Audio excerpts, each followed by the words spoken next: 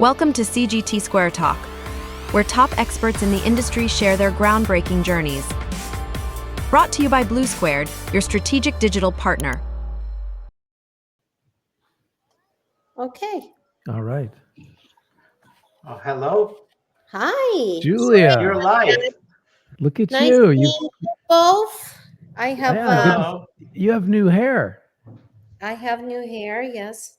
There's no red. No. I'm getting a mixed reviews on my hair. Oh, are you? 2 stars, 5 stars. What do you guys say? We'll give you I 5. like it. I always liked your hairstyle. It was always, different, which is great. Same as me. I've always had a great hairstyle. Your hairstyle is very different. It's a modern minimalistic Japanese style, right? There you go. Yes, Mhm. absolutely. Question, can I put some kind of a background so you don't see the fan growing out of my head? That's a good question. Well, welcome. It's good to see you. Thanks for joining us. We appreciate you taking some time this afternoon to chat with us. Thank you for having me. Absolutely. It's always a pleasure. It's a pleasure. Yeah, it's absolutely a pleasure. So you've had a very interesting journey that I think it'd be interesting to share. You kind of started right in, I think you studied automotive engineering, if I'm not wrong. Automotive information system and industry management for automotive industry. So, and yeah, so how do you get from that all the way to cell and gene, 2 years, in 2.5 years? Just kidding. 30 plus, but who's counting, right? Exactly. Yes. Exactly. So tell us a little bit about that journey. So a lot of people read help books and a lot of people kind of put different weight on different events in one's life. And you must have a plan out 20-year journey and you must this and you must that. I do believe that we have a great potential, all of us. And all we need to do is we need to have this thirst and accept the fact that you got to hustle, you got to move, you got to try. Mhm. And then when you fall down and kind of have your allegorical face in the allegorical, asphalt, you Right. pick yourself up, you shake yourself off, and you keep going. So I do believe in developing emotional intelligence and having tenacity not to give up, right? Right. It's funny that you mentioned emotional intelligence because I think, I mean, of all the people that we've worked with, certainly that I've worked with, you're probably one of the best at managing complexity and managing people within complexity, whether it's managers above or resources that are trying to I'm help sure you you say execute. that to all the ladies that come on your podcast. I'm kidding. Well, no, that's not the case. But no, you have that real strategic ability. So in this space, there's obviously large companies that deal with cell and gene and complex projects, but also the smaller guys that are trying to get going. What kind of secrets or tricks do you use to help manage those complexities, especially when you get into the kind of challenge mode? Mm-hmm. So I think, of course, it's a very long journey. And what really helped me on this journey is the fact that I genuinely interested in people. Mm-hmm. I genuinely interested in what motivates different individuals. I definitely have grown to understand that everybody is different and that if everyone were like me, life would be super, super easy, but not fun. And the fact that people are not like me and everybody is a unique mix of worries, genetics, life experiences, backgrounds is fantastic, but also complex. So Mhm. my expectations going in is high complexity, and my expectation going in, what will motivate me will not motivate somebody else, and vice versa. And so I kind of start from that expectation. That's number one. Number two, I do think that we all have a need to simplify things so we can solve them. Mhm. But we need to, as we develop and grow, be able to hold two things that could be true in the same time. And that's where I think, especially in this polarized society where we live today, it seemed to be a real challenge for people. If one person is right, then another person, of course, is wrong, which drives us to the position where we have very little foothold to find a common win-win, right? Because in order for that position to be um, kind of upheld, it means that in order for me to be right, I need you, Anthony, to be wrong. And every negotiation and every step I will take is to prove that point. Right. And that's a no-win situation where I try to figure out what two truths we should be able to hold in our head in the same time, right? Where you Mhm. could be right and I could be right.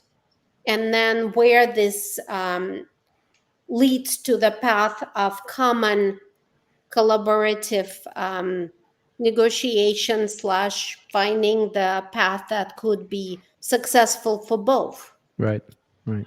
I, very interesting that I want to talk about the first point that you made about the people and motivation and motivating different people in the different ways, because at the end of the day, the systems do not build themselves. It's the people who actually make it happen, right? And if people are actually cohesively doing this pretty dense, where you kind of figuring out how to make two people be right in a one at one point at one time, and having them propel the entire objective forward at the end of the day to actually deliver what you are looking for to be delivered. But in a lot of cases, it's great when you have good people and synergies and being able to go out there and find those people and put them in the same room and have that ability. But there's also in in the cell and gene therapy, there's a lot of vendors that work together, right? And each vendor has their own motivation and has their own way of doing things, and Or they obviously should trying work to, together, right? or they should, well, they do work together technically, but they work on the same problem, delivering the same problem, not necessarily in the same way. Um, can you elaborate a little more on, people? Great, because it's easier, or not. I can't say it's easier, but it's definitely better to motivate some people. But how would you motivate those vendors that are coming in as organizations as opposed to individuals, right? Because individuals are, everybody's different, but organizations are a little bit trickier, right? So is that the same dance It's a long that everybody? question. It is a long question. It's a little statement and a question. Sorry. So, not to say it's easy, but I think the key here is what are the KPIs we're going to use to measure success, right? Because if we're going to um, be quite blunt, what we how we define the success is we're gonna get what we paid for, right? So Yep. looking back at the very early days, my first job, I was hired to be a technical support engineer in the very early 90s in the company that made um, computer boards, fax boards, scanning boards, and voicemail boards for small businesses and personal computer devices. We had 60 people in our technical support department. The only reason they hired this immigrant girl with a broken English was because they were all guys. And I was the only, I think, female/child who applied for the role and was willing to do it. And they put me in the room with the test, and I removed the board and I reinstalled the board, and I've never seen this board before in my life. So they're like, okay, she'll do. So they that was here in the U.S. Yeah, That was in was the my US, first job in the U.S., first Okay. professional job. And so they decided we need to improve the quality of calls and we need to improve the throughput. So we will measure how many calls who will take, right? So they started publishing daily these, okay, Julia took 25 calls and John took 60 calls. Okay, let's be on Julia's case that she needs to take more calls, solve them faster, right? And it's a B2C environment. So you get the consumers' calls with people who are like, what do you mean? I need to find the line. I am calling you on the same line. So, you know, the modems and the whole nine yards. And so what they did is they put that as a primary KPI. So guess what happened? People started following up on customers because that immediately, oops, got disconnected. And that immediately got everybody better statistics.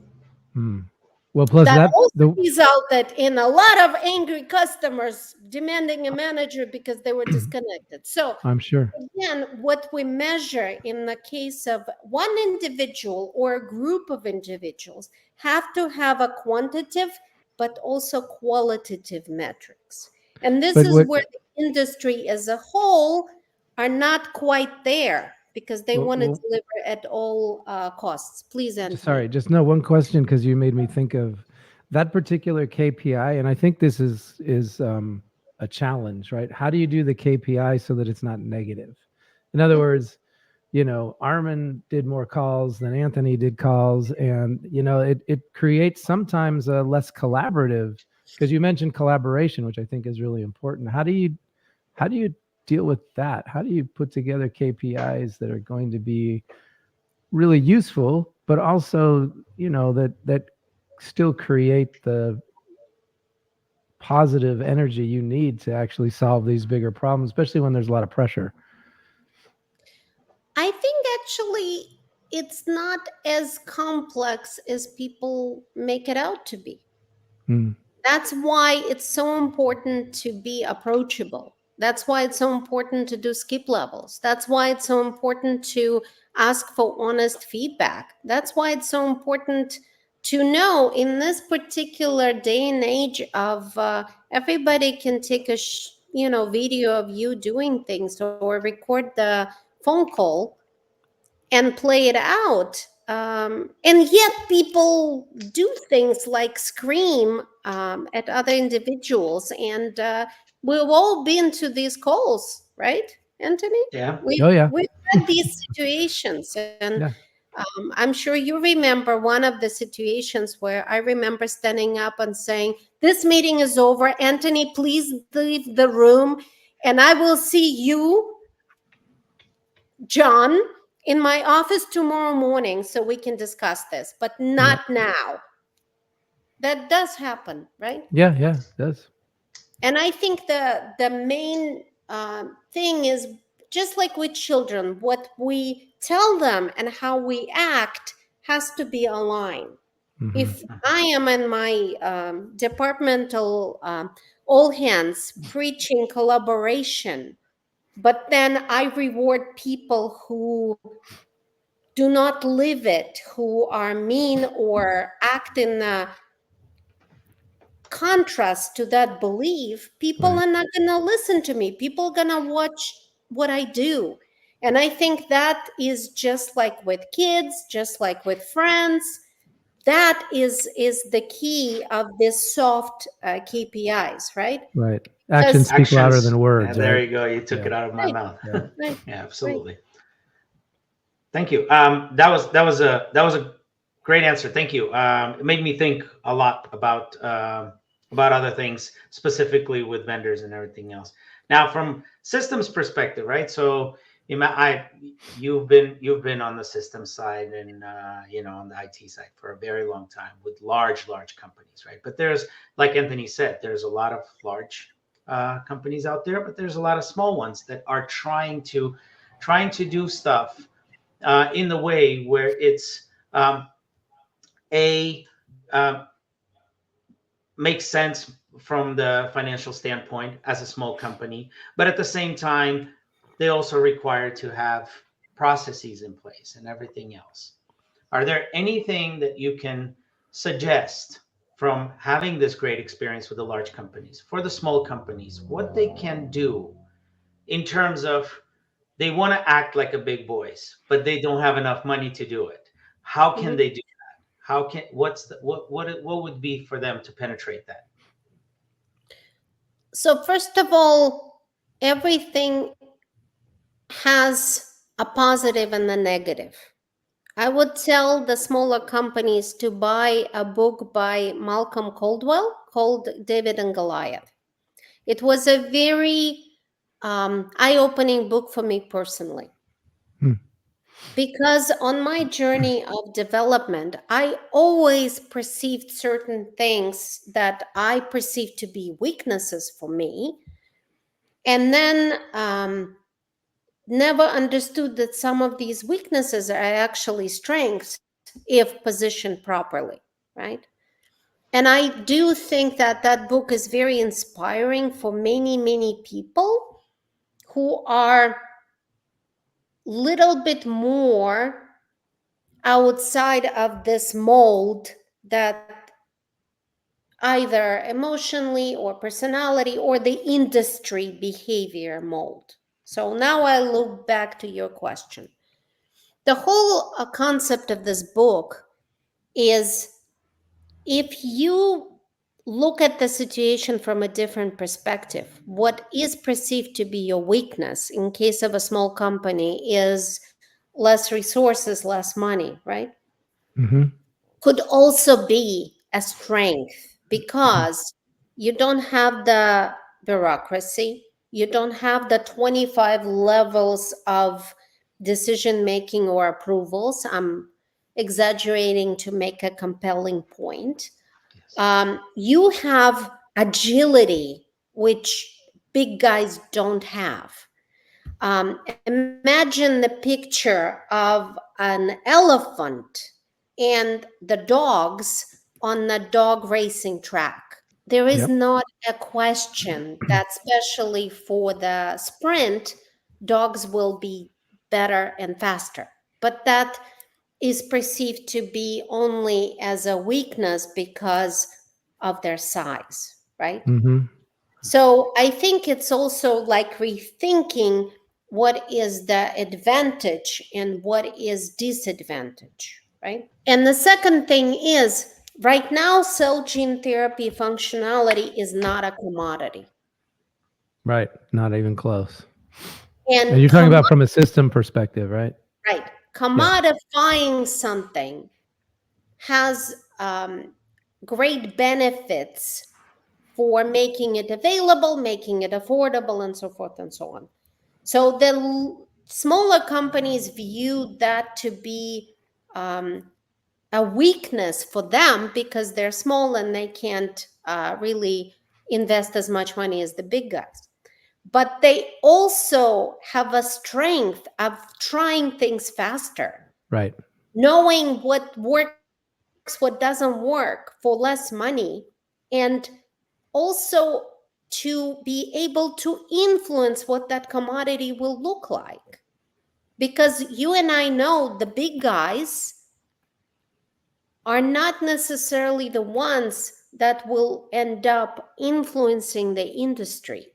It's the ones that will use it more and will be able to iterate faster that will influence the industry. Right.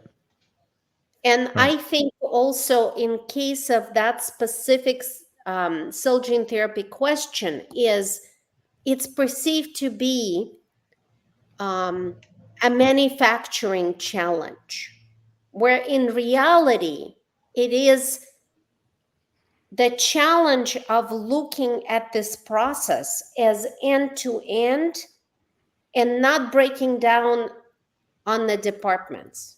And that's where small guys have actually advantage over large companies. Large companies are just not set up in a way to look at it horizontally. They all go, well, I am responsible for manufacturing. I'm Right. responsible for supply chain. I'm responsible for the patient portal, right? Mm-hmm. In the smaller guys, they could actually have this view easier and faster, theoretically speaking.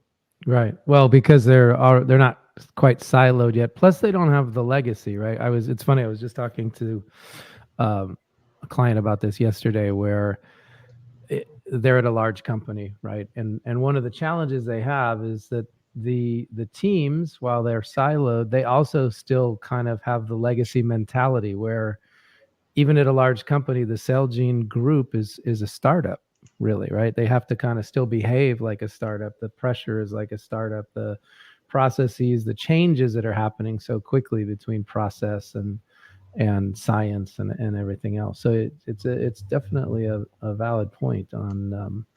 Seems to all kind of go back to collaboration. The better collaboration you have, and two people were talking about this. I don't know if you had met Gina McCready at Novartis. She was kind of talking about the collaboration similar to you within the within the teams, across. And then Sanjay over at Accenture was talking to us, I think last week or the week before, about across, kind of what Armin was talking about, like across organizations, right? Right. Where BMS is going to work with J&J, or somehow you have to have this, or EY is going to work with Accenture, or whatever, however that's going to work, to be able to collaboration seems to be super important in cell and gene. Have you found similar? I mean, you're kind of alluding to that. You've talked about that a lot. What do you think about that, like across organization, not just within the organization? Is that also something you think is needed, better cross organization collaboration? I think a lot of our problems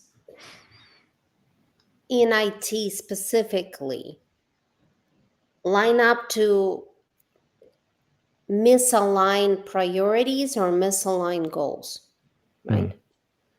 And so when you are dealing with the cell gene therapy, is especially obvious and especially painful, because when you're talking about traditional product, once the tech transfer is done, the manufacturing is self kind of contained, right? And Right. there you can say that there is a stuff between manufacturing and quality or whatever that, but is much more localized, right? Right. But in case of what we described as a proper cell gene therapy kind of a landscape, you suddenly have to go end to end. And if IT is one department and has one set of goals, the supply chain is a different department, has a different set of goals, and manufacturing is yet another one, and these goals are not aligned, it becomes really, really tough. Let me give you an example. Yeah. If IT's goal is to reduce cost, and Which it often is. and that's one goal that let's say CIO will be measured on, that goal will reflect the action he will take that will cut costs, right? Then if manufacturing goal is to reduce cost of goods, they will rely on commercial to increase sales in order to do so, so you can break your operational costs by a greater number of patients / increased revenue, right? Right. So if there is a certain kind of fluctuation, for example, they will have to take action that might not be aligned with other um, goals, right? So if we have a common goal, even if we do have a secondary goals that might be slightly different depending on the group or role, but if we have one common goal that we're measured against, our chances of collaboration goes up tremendously.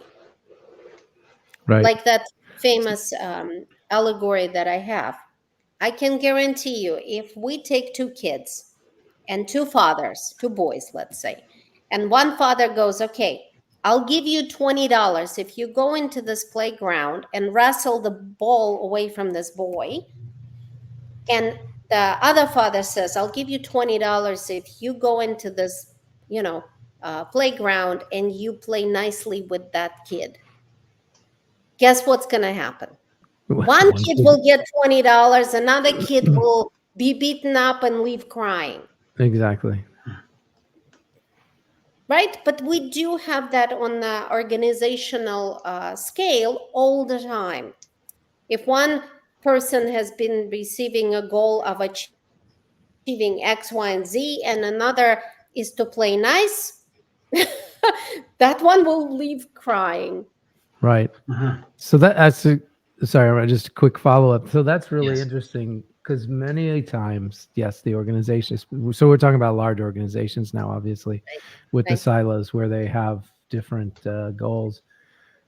So how do you manage that as a leader, because you are a leader in the space, right? And you have an organization. How do you navigate that? What do you do when you have different, those guys have their rules, they have theirs, and you need to deliver. What do you do? Because you're pretty good at it. I've seen you do it a few times. So I think that number one is to have an environment and maintain that type of environment where people will honestly articulate what is the barrier on their path. I'm keeping everybody who works for me and with me accountable for being able to properly articulate what is the problem and what is the barrier on the path. And then I go and I negotiate. I make difficult decisions, what gets deprioritized. I go and keep somebody accountable for doing things that they're not supposed to do, but I also keep ourselves accountable as well, right? So it's the translation in short terms is my job is not to be just sitting there and watch it and make notes and give out reviews. My primary function is to remove obstacles of my team's path, to be their proper support, but also see as objectively as any human possibly can, because we're all subjective, to see where we might be not doing quite what we should be doing, where we need to ask our partners to help us more or step out of the way. But the whole premise is not to make people do stuff, but rather create the environment where they can be successful. Armin, were you going to say something? Yeah, well, I was going to say something on the previous point, but this was a really great kind of you concised it very well in the way where how would you approach it and attack it, and I appreciate that answer.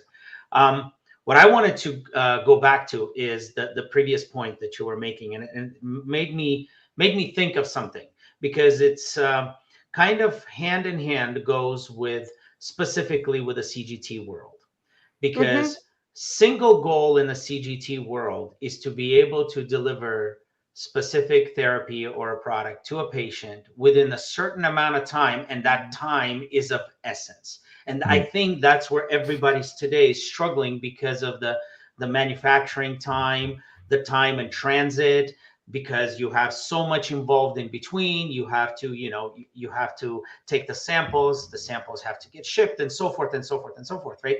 But at the end, the main goal is to make that time so short that the patient gets their therapy in time before something really bad happens to them, specifically because they're very sick at that point, right? And that's the main goal. And if you align all the organizations underneath that are servicing that goal to that one big goal at the top, right? Technically, you can't fail. But obviously, that's the challenge, where you have the alignment of all of the organizations in the chain to actually get to that one specific goal. So I mean, I think sorry, your that was point the that you point. can do that better. There's no I question think there. It's just sorry, I know we're talking over each other. I think your point where the smaller organizations can do that, they can kind of keep their eye on the ball.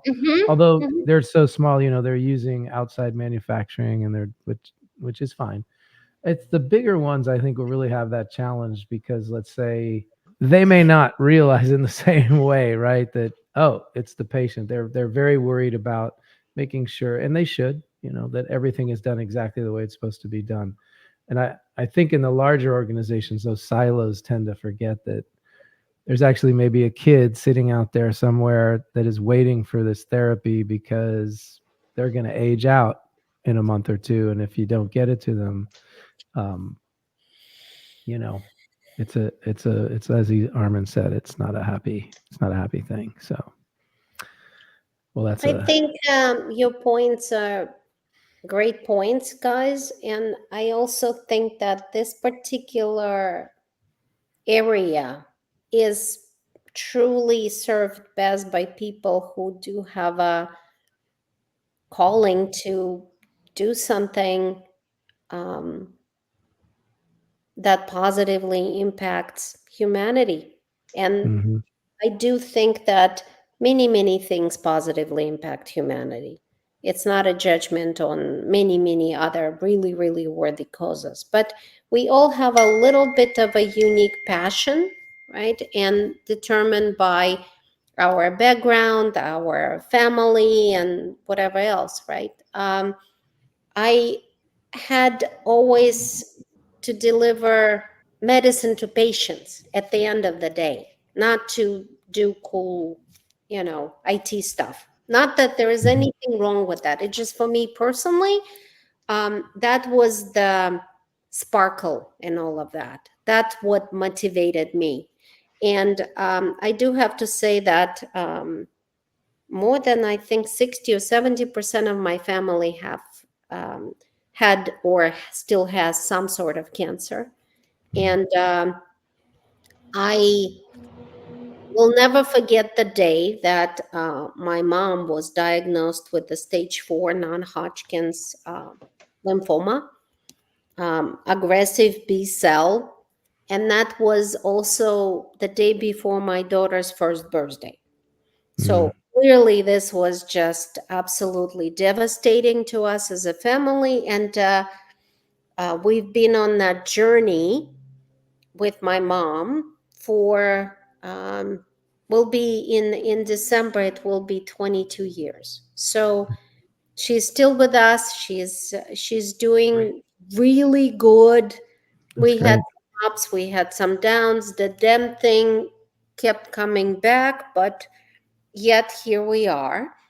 And none of them would have been possible without all these medications that extended her life and allowed her to see my daughter to her, at least 22nd birthday.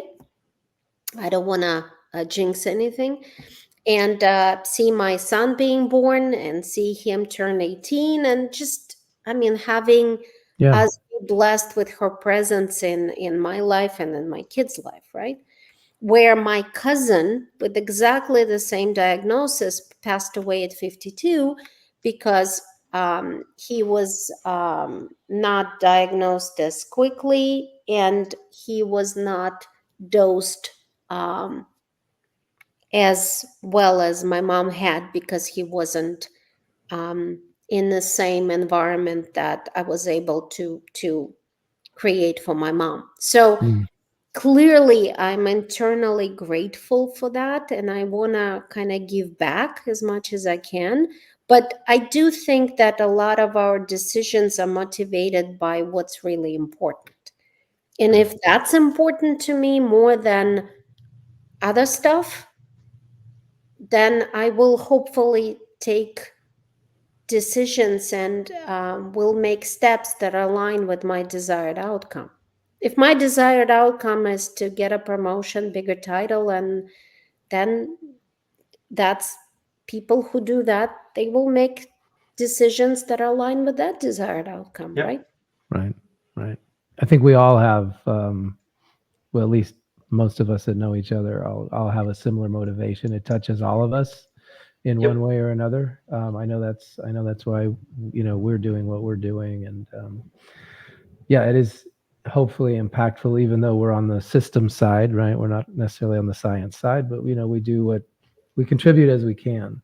My last question, because we're already over a half an hour, but the switching gears a lot. The Enneagram, do you still use that at where Yes, you are now, or very much so. very much? That for Yeah. people who don't know, right? Maybe you can explain quickly what it is, because I don't know if we're all eights on the call or not, but we're pretty close. Carmen, what are you?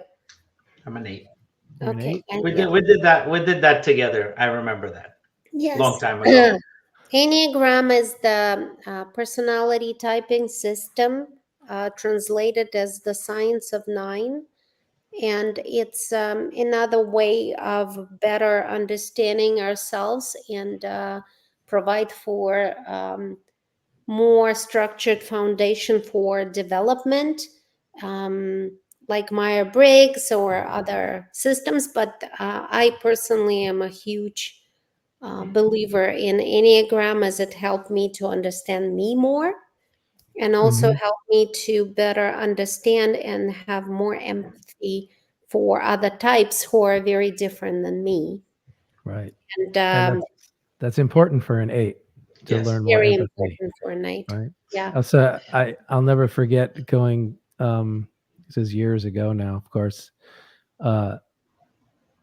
There was some kind of, I don't know if it was a real conflict, but Julia calls me into the office with another colleague who I won't name, but he was on the more technical side, and she sits us down and she says, "Okay, you're an 8, he's a 2, but he's going to 8 because now he's frustrated. So we need to sort this out." I don't know if you remember that or not. That's yeah.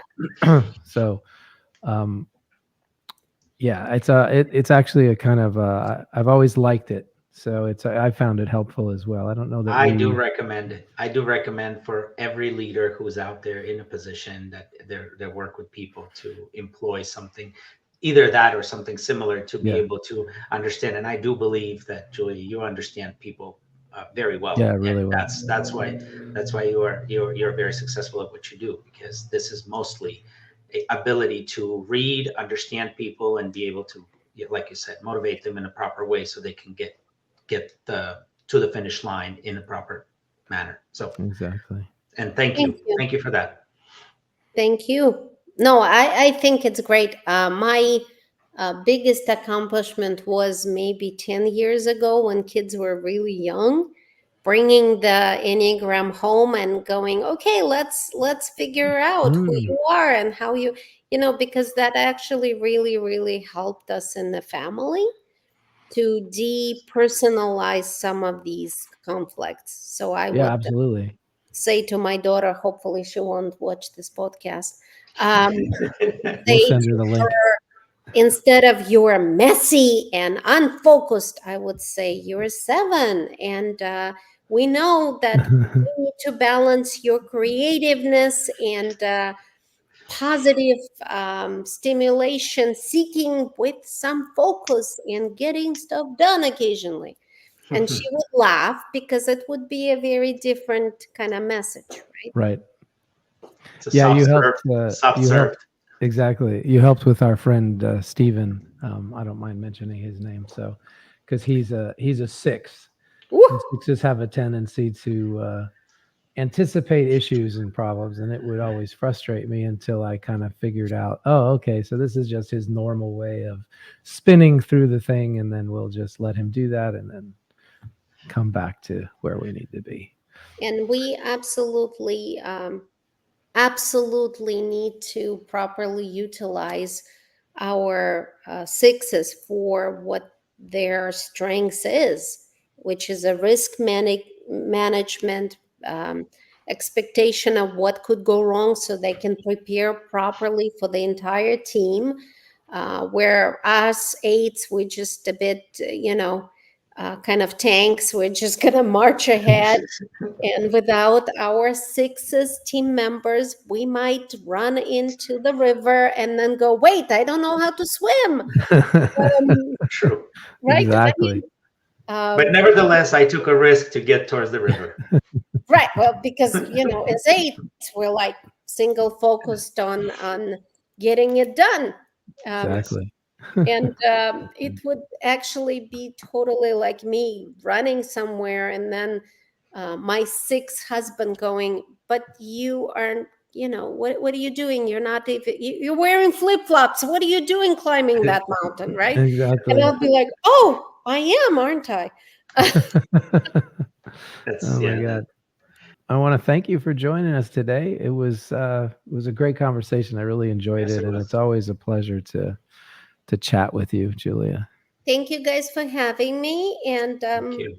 kind of appreciate your having this conversation with me. Well, that was really good. I really love Julia. She's awesome. It's always great to work with her. It's really great to chat with her anytime. And I know from experience, she definitely has her team's back, and that she really does work to clear roadblocks, when they pop up. So It's a great combination of skills, right? So you combine the soft skills with the ability to get things done. exactly, you can't beat it. That's yeah, you can't beat that, and that's why she's probably so successful. So Absolutely. So we should make sure that we put the link to the book, David and Goliath, that she mentioned in there, as well as a link to the Enneagram, which I think is actually very helpful. I actually kind of like it when she would always, work with great us tool, yeah. and use exactly. All right, Armin, it's good to see you. We'll talk soon. All right. we'll do this again. Talk to you later. Absolutely. All right. Bye-bye. Bye. Subscribe for more insights from leading CGT experts.